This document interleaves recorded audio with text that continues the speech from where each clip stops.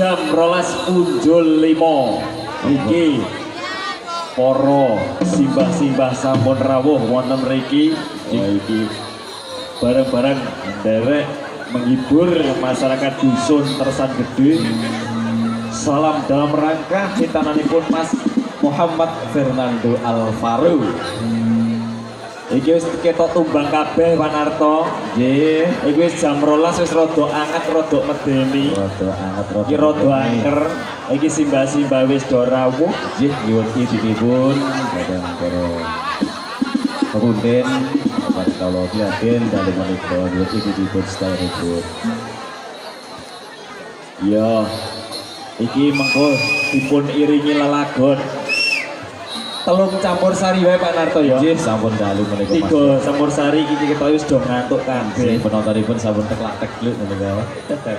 Terutama sindene ugi. Iki sindene ket mau soalnya ket esuk mau wis job nganten. Wah, laris. Esuk job nganten, awan job pegatan. Wah.